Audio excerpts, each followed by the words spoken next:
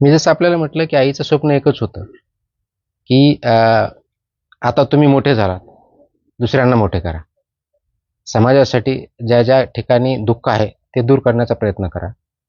आणि आज आपण ज्यावेळेस ज्या खुर्चीवरती गेलो किंवा ज्या ठिकाणी गेलो, त्या खुर्चीमुळं आज आपण खुर्ची सोडताना ती खुर्ची मोठी झाली पाहिजे ही तिची अपेक्षा होती.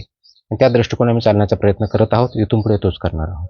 मातीशी नाळ तुम्ही ठेवलेली एवढ्या उंचीवरती गेल्यानंतर सुद्धा आईचं देखील या शेती मातीमध्ये तुम्ही वाढले सगळे जडले. ही नाळ कशा पद्धतीने इथून पुढच्या कालावधीमध्ये टिकून ठेवतात? आता गावाशी याच गावामध्ये वाढलात, याच गावातून पुढे गेलात, त्या अनुषंगाने काही वेगळं कंस्ट्रक्टिव्ह काम म्हणतात? मला वाटतं असं वेगळं काही करत नाहीये. मी अनेक परत जे बोलतो की नाळ जुळणं म्हणजे की तुमच्या व्हॅल्यू सिस्टम्स काय आहे याच्याशी महत्त्वाचं असतं.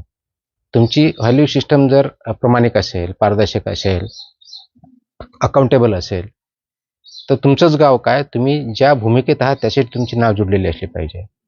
मी एक जर पब्लिक सर्वंट आहे, तर मी महाराष्ट्रामध्ये आहे, तर महाराष्ट्राचा पब्लिक सर्वंट आहे. महाराष्ट्रामधलं कोणतंही गाव जरी असेल, तर त्याच आत्मीयतेनं मी बघितलं पाहिजे. मग ते माझं स्वतःचं गाव असेल किंवा दुसरं कोणतं असेल. मी त्या दृष्टिकोनातून याकडे बघत आलेलो आहोत. गावामध्ये सुद्धा मी हा संदेश दिलेला आहे की आपलं कोणतंही सार्वजनिक काम असेल, बिनधास्तपणे मला सांगा, मी ते करण्याचा प्रयत्न करेल. मात्र वैयक्तिक कामं आपले होतीलच ही मला गॅरंटी देता येणार नाही. कारण वैयक्तिक ज्यावेळेस असतं, कुणाला नोकरी हवी असते, हे असतं ते असतं, जिथं शक्य तिथं आपण गायडन्स करू, मदत करू. पण सार्वजनिक कामाला माझं प्राधान्य असतं. त्या दृष्टीने करण्याचा प्रयत्न करत असतो. म्हणून या गावाचा जे जे काही प्रश्न असतील, अडचणी असतील किंवा विकासाच्या दृष्टीने येणारे प्रश्न असतील, ते सोडवण्याचा आतापर्यंत प्रयत्न केला, इथून पुढे हे करत राहू. म्हणजे उदाहरण द्यायचं झालं तर आपल्याला कदाचित माहीत असेल की दिपावळीला दरवर्षी गेल्या 10-15 वर्षापासून आम्ही गावात येत असतो. उद्देश एवढाच असतो की पंचक्रोशीतील जे बीड जिल्ह्याचे नागरिक असतील, त्यांना काय माझ्याशी भेटायचं असतं, आम्हालाही काही मित्रांना आपतेष्टांना भेटायचं असतं, त्यांच्या काही थोड्या अडचणी असतील दूर करण्याच्या दृष्टिकोनातून एक फिक्स दिवस असावा अशा दृष्टीने आम्ही येण्याचा प्रयत्न असतो. तो आम्ही इथून पुढे चालू ठेवणार आहोत.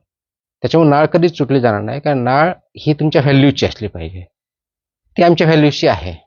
आणि ह्या मातीतच रूळ असल्यामुळं या गावातले रस्ते असतील, या गावातली शाळा असेल, शेती असतील, इव्हन तेव्हाचे माझे टीचर्स असतील, त्यांना माझा संबंध कायमस्वरूपी आहे. तो तात्पुरता नाही, ट्रान्झॅक्शनल नाही.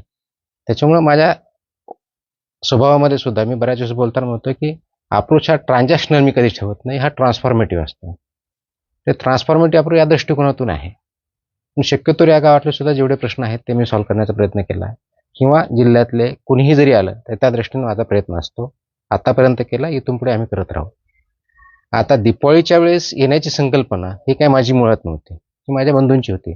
त्यांनी मला सांगितलं गावातल्या लोकांना भेटायचं असतं, आपलं असं एक दिवस नाही की त्या दिवशी आपण जाऊन असं सांगू, म्हणून दिपावळीच्या पाडव्याच्या दिवशी हा दिवस ठरवला आणि तिथून पुढे आम्ही कंटिन्युअसली ते पाळत आलेलो आहे. एक्सेप्ट मला ज्यावेळेस ड्युटीमुळे कधी इलेक्शनची कुठे ड्युटी आली दिपावळीच्या वेळात, तर ते सोडलं तर आम्ही कंपल्सरी इथं हजर असतो आणि ते इथून पुढे चालत राहील.